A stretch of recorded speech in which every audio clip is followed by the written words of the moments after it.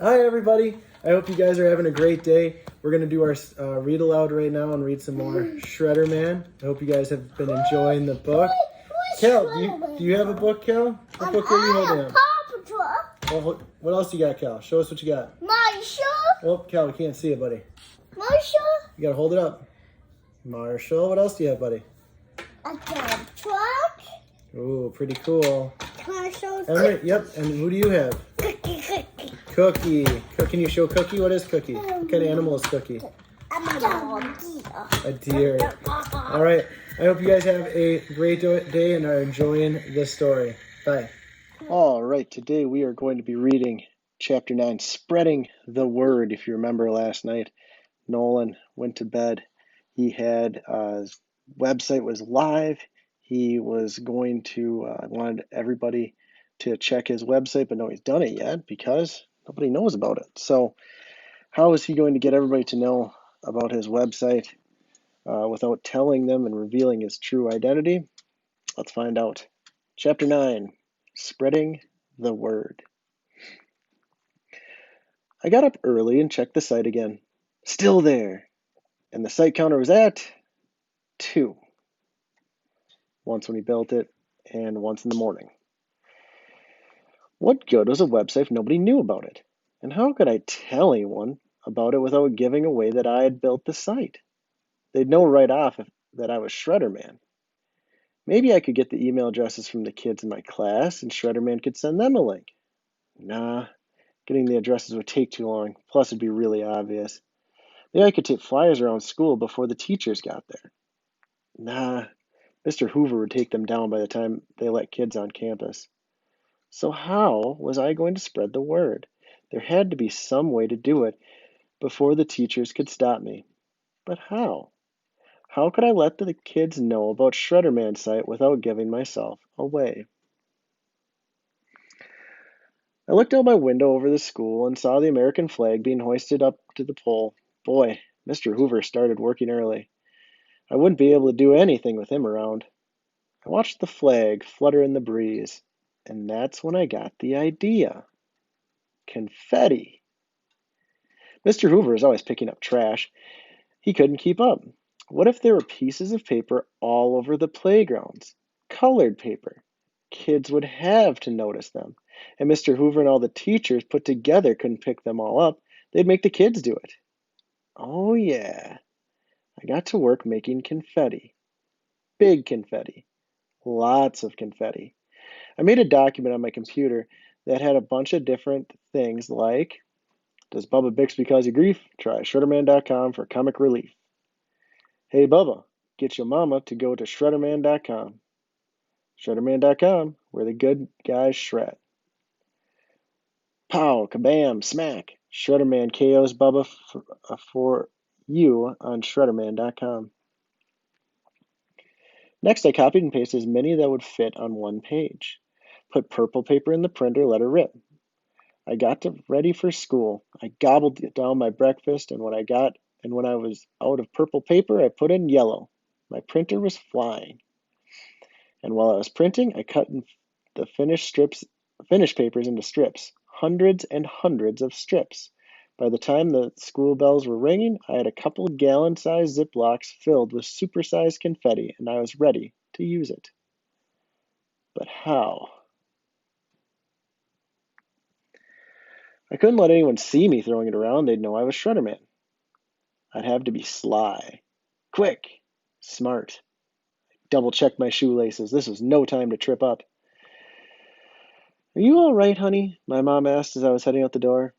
Yeah, great, I told her. She felt my forehead anyway. You look flushed. I'm fine, I said. She smiled. Hey, I forgot to measure you. You've got time? Come here. No, Mom. I've already got my shoes on. It's not like I'm going to shrink or anything. I've got to get to school. Okay, tomorrow then. She grabbed my head and kissed it and called, Nice job on your hair, as I beat it out the door. Brother. Superheroes don't get kissed on the top of their head. I did my power walk and got to school fast. And the same two kids who said, Slow down, nerd, before were hanging by the steps, and they said it again. I was 2 power steps past them when all of a sudden I stopped, turned around, and went back. Their eyes opened a little in surprise. "Hi," I said. "My name's Nolan. What's yours?" "Uh, Eddie? Uh, Matt?" "Hi, Eddie. Hi, Matt. Please don't call me Nerd anymore, okay? My name's Nolan." Eddie laughed. "But dude, you do that funky walk and it looks so geeky." "But it's fast," I said. "Don't you ever want to get somewhere fast when you're not supposed to run?" They both shrugged. Then Matt said, "But no way I'd walk like that." "Well, it may look funny, but it works great. Anyway, call me Nolan, okay?" "Sure," they both said. I blinked. Wow, they said sure. No nerd added at the last second, just sure. I smiled at them and took off. I might have been able to throw a few handfuls of confetti around before we got to class, but there was 2 reasons I didn't. One, I didn't want just a few pieces here and there. I wanted papers everywhere. And 2, I couldn't risk anyone seeing me. Anyone. I looked around at all the kids in the classroom windows. How was I ever going to get confetti everywhere without being seen? The breeze was still blowing. If only I could get my confetti into the wind. If I could get it to sail across the playground and scatter everywhere. But how? I looked up. If I could get on the roof of the portable classroom, the breeze would just carry the confetti further than if I just scattered down the ground. I checked the direction the breeze was blowing. If I wanted the confetti to blow across the playground, I'd have to climb onto room 17 or 18 or the computer lab. But how was I going to get to the roof? The portables all had ramp rails and downspouts, but I'd never make it. It was too straight up. I ran behind the portables, same story, but Mr. Hoover's pickup truck was parked behind the computer lab. I moved closer. I could climb on Mr. Hoover's truck, and then there was a power panel box on the computer lab wall, plus a pipe coming out the back panel that goes up, and then there was on the back side of the air conditioner. And a big floodlight, too. If I could get up on top of the air conditioner, I could get on the roof. Or at least, Shredderman could. The last bell rang, so I ran to class. Was I really going to do this? Could I really climb a roof? I had trouble climbing little trees and monkey bars. A roof? I couldn't pay attention in class. All I could think about was, could I do it? Would Mr. Hoover move his truck before I could try? What if I fell and no one found me? What if I got caught? Then, in the middle of watching a scorpion battle a rat on a nature video, I put up the signal for having to use the bathroom. Mr. Green saw me and gave me the nod.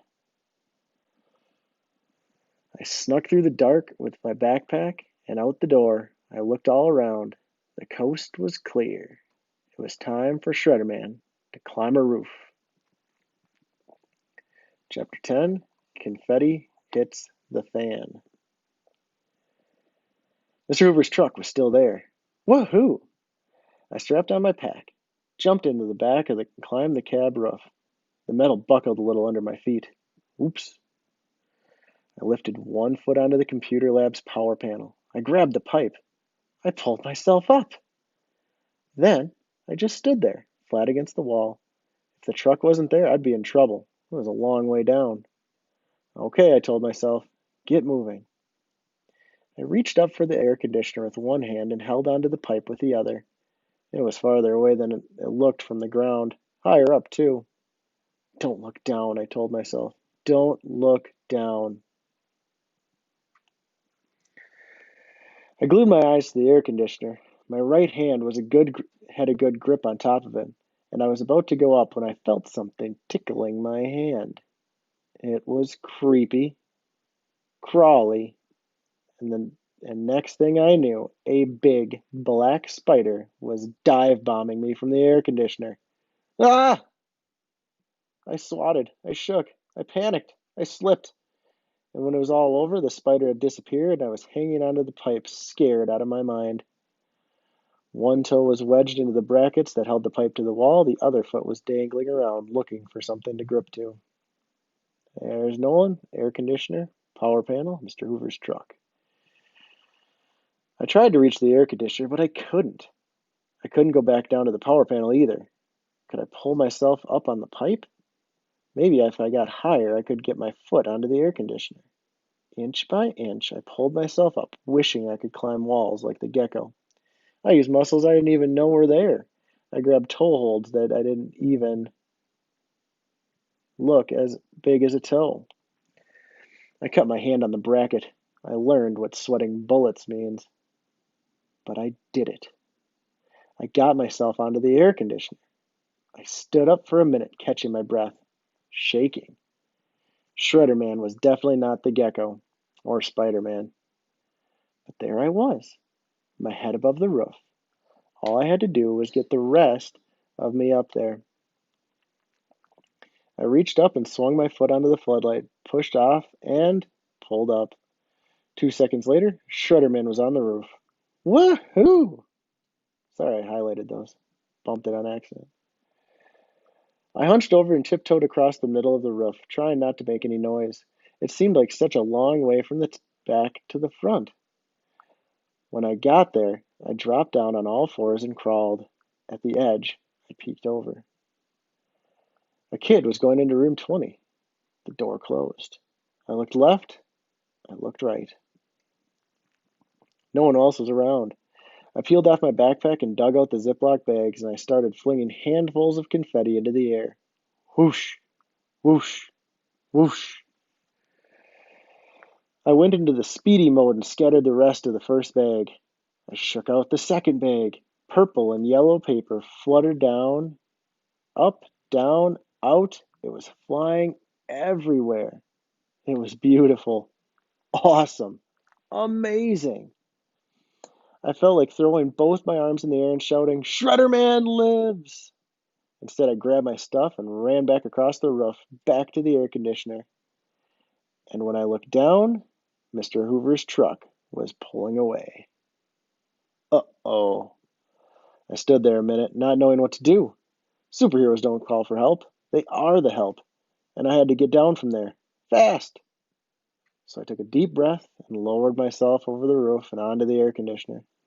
I sat down on the air conditioner and reached for the pipe, telling myself, you can do this. You can do this.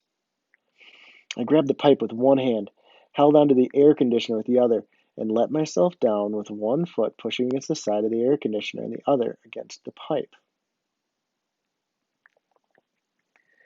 When I got a toehold on the pipe bracket, I pushed off with the air conditioner, hung the pipe for a second, and then swung over the power panel. So far, down was much easier than up.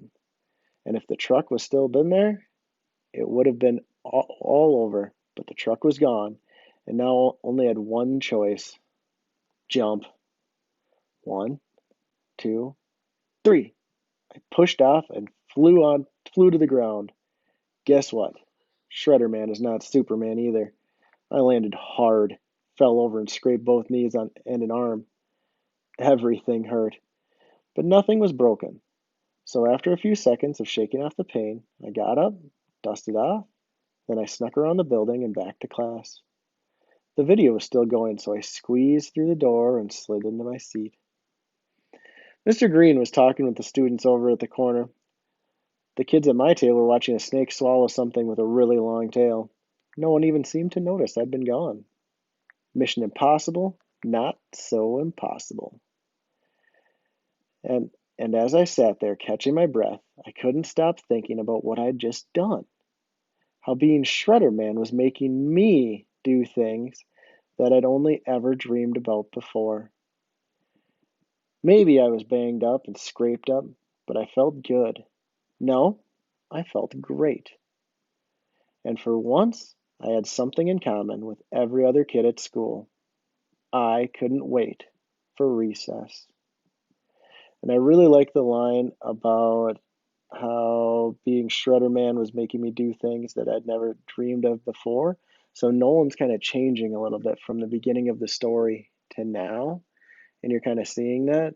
You also see it if we go back in the story